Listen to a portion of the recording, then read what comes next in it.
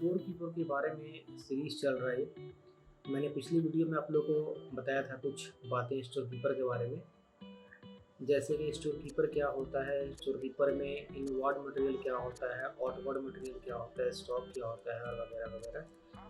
कुछ बातें मैंने की थी पिछली वीडियो में। अगर आप लोगों ने उस वीडियो को देख लिया है तो इस वीडियो में आप कंटिन्यू रहें। अगर आप लोगों ने नहीं देखा है तो उस पहले जाके उस वीडियो को देख लें।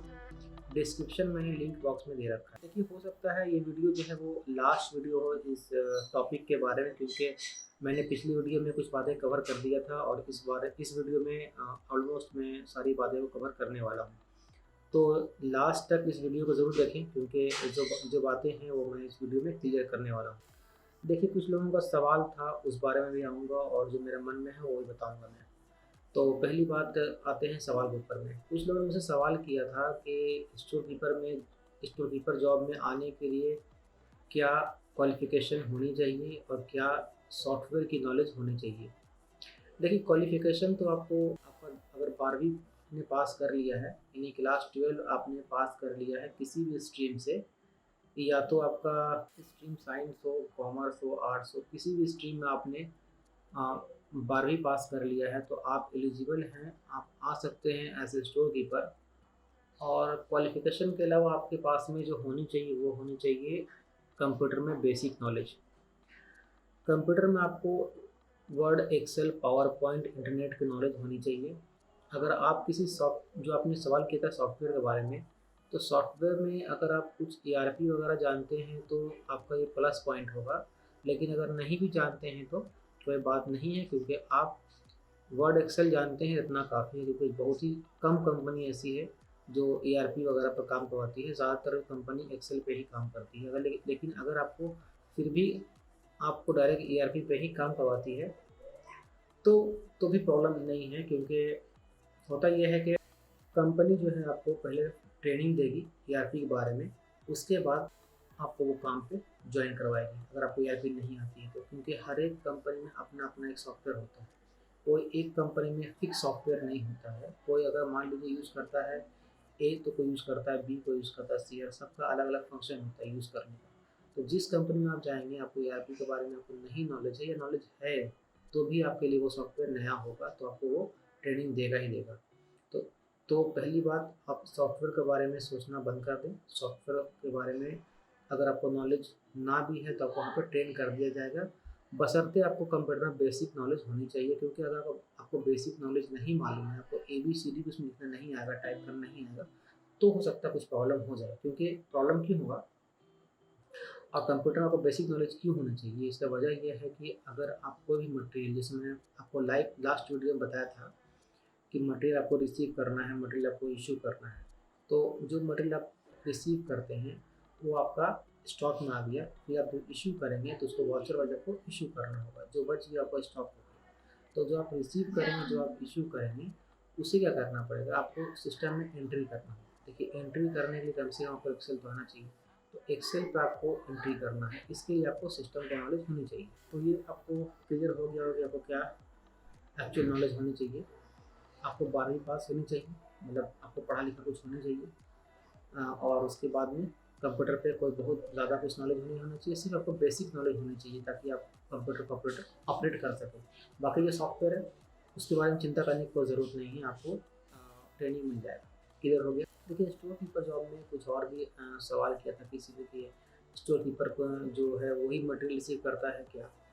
देखिए, मटेरियल रिसीव तो स्टोर कीपर ही करता है सर, क्योंकि और कौन करेगा। लेकिन होता ये है कि स्टोर कीपर के अंदर में स्टोर असिस्टेंट भी होता है। किसी कंपनी में 2, किसी कंपनी में 4, किसी कंपनी में 1। ये डिपेंड करता है कितना बड़ा वो वहाँ पे प्लांट है, कितना बड़ा एरिया है, कितना मटेरियल आ रहा है, जा रहा है, डिपेंड करता है।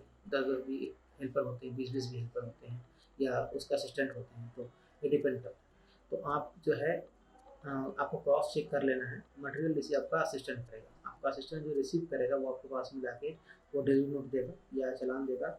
आप उसे देख के अगर आपको बिलीव है कि वो बंदा को मैंने ट्रेन कर दिया, कोई उससे गलती नहीं होगा, तो फिर ठीक है। आप उस पे आपने उसको आपको बिलीव है कि आपने उसे फुल ट्रेनिंग दे दिया है, क्या मटेरियल है, कैसे रिसीव करना है, अपने असिस्टेंट को, अगर वो सीख लिया है तो आपको फिर बिलीव हो जाएगा कि भाई ठीक है, वो जो भी नोट लेकर, जो भी डिलीवरी नोट लेकर आता है उसे मुझे साइन करना है। लेकिन आपको कुछ शक है तो आप जाएँ साइड, अब जहाँ पे वो मटेरियल ऑफलोड हो रहा है वहाँ जाएँ, जाकर देख लें, क्रॉस चेक कर लें, या बीच-बीच में आप चला जाया करें चेक करने के लिए। बस यही काम होता है स्टोर कीपर का, मतलब चेक करना है और जो मटेरियल है उसे सिस्टम में एंट्री करना है और मतलब प्रॉपर तरीके से उसको स्टॉक को मेंटेन करना है।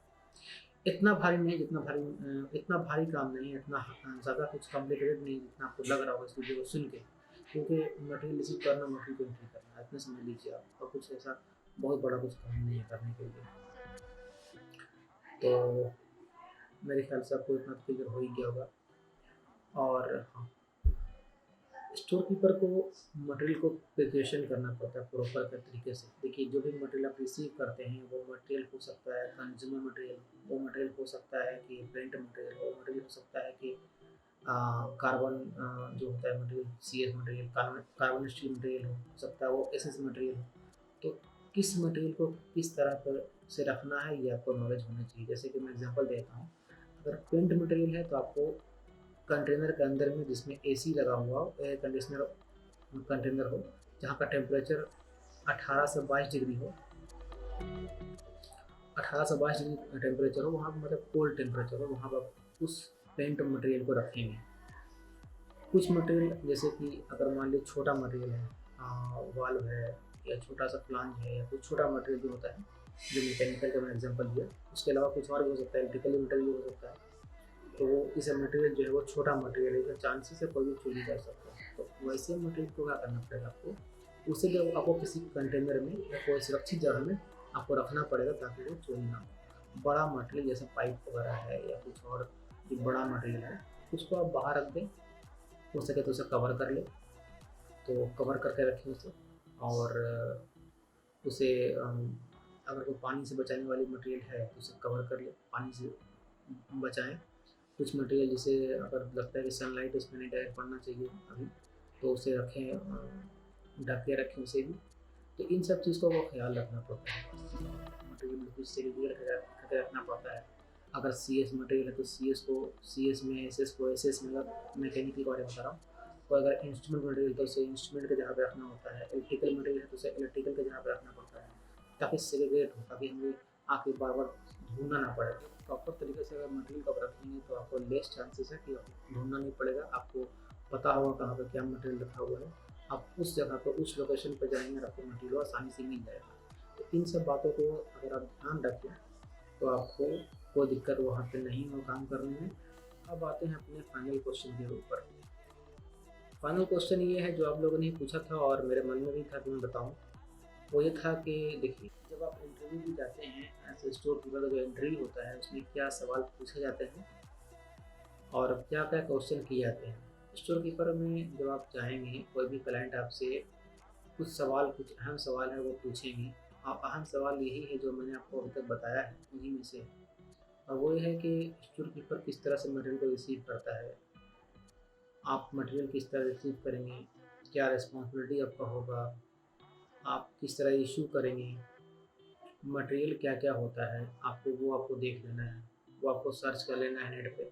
मुझे बताने की ज़रूरत नहीं है, क्योंकि अगर आप मैकेनिकल फील्ड में जाते हैं तो आपको वहाँ पे मैकेनिकल फील्ड को देख लेना है, लेकिन सिर्फ मैकेनिकल को नहीं देखना है। स्टोर कीपर में सारा चीज़ को इशू करना पड़ता है। अगर वहाँ जाने के बाद आपको एक पर्टिकुलर एक फील्ड में रखे वो अलग बात है, लेकिन आपको सबका नॉलेज लेना है।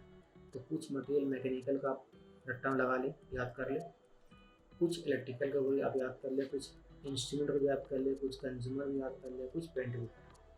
तो इस तरह से होगा ये कि जब आपसे कुछ भी क्लाइंट सवाल करेगा, जहाँ से भी क्लाइंट आपसे सवाल करेगा, आप उस मटेरियल के बारे में बता पाएंगे। अगर आपसे मैकेनिकल के बारे में बताया तो आप उसको मैकेनिकल कुछ मटेरियल, 5-7 मटेरियल के बारे में बता सकते हैं। अगर आपसे इलेक्ट्रिकल के बारे में पूछे तो 5-7 इलेक्ट्रिकल मटेरियल के बारे में बता सकते हैं। अगर आपसे पूछे इंस्ट्रूमेंट के बारे में तो 5-7 इंस्ट्रूमेंट मटेरियल के बारे में भी बता सकते हैं। तो उसे क्लाइंट को ये लगेगा कि बंदे के अंदर में उसका खासा नॉलेज है इलेक्ट्रिकल, इंस्ट्रूमेंट, मैकेनिकल और सारे मटेरियल के बारे में। तो आपका हायर चांस है कि वो आपका सिलेक्शन हो जाने का। फिर भी कुछ ऐसा सवाल हो, कुछ ऐसा बात हो और कुछ ऐसा क्वेश्चन क्लाइंट आपसे पूछा है और आप उसको क्लियर नहीं कर पाए हैं, आपको लगता है कुछ मन में सवाल है, तो आप मुझे कमेंट बॉक्स में कमेंट करके पूछ सकते हैं सवाल को। मैं कोशिश करूँगा उसका आंसर करने का।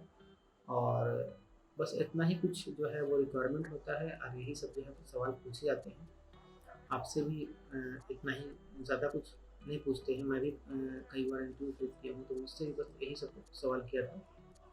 हाँ, कुछ-कुछ टाइम में ऐसा होता है कि मटेरियल का कोडिंग के बारे में पूछ लेता है, लेकिन वो बहुत कम ऐसा मौका होता है कोडिंग के बारे में आपसे पूछेगा, तो चांसेस नहीं है कोडिंग के बारे में पूछो। और अगर फिर भी पूछता है तो आप नेट से देख लीजिए क्या कोडिंग मटेरियल का है। मैं एग्जांपल देता हूँ, जैसे कि अगर सीएस मटेरियल है तो उसका जो पाइप है तो वो 106 है। अगर वो मटेरियल फ्लांज है, कोई मटेरियल है तो फिर उसमें A105 होता है। अगर एसएस का पाइप है तो उसका A316 होता है, और A312 होता है। इस तरह से, तो इस तरह से आप एसएस मटेरियल आइडेंटिफाई कर सकते हैं। अगर एलटीसीएस मटेरियल है तो A333 होता है। तो इस तरह से मटेरियल का कोडिंग होता है। लेकिन मटेरियल कोडिंग को जो है वो ज़्यादातर कोई पूछता नहीं है, लेकिन कभी कभी इनकेस ऐसा क्वेश्चन हो जाता है तो उसको भी याद कर लें आप।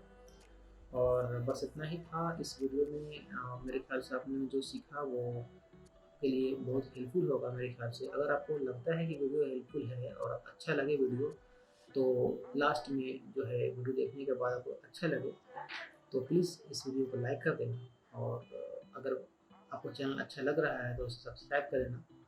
और बिल्कुल फ्री है, आपको कुछ जाता भी नहीं है, आप सिर्फ सब्सक्राइब कर सकते हैं। सब्सक्राइब करने से और बेल आइकन दबाने से होगा ये कि मेरा जो आने वाला वीडियो का अपडेट है वो आपको मिलता रहेगा। तो बस इतना इस वीडियो में। मिलेंगे आपको अगले वीडियो में।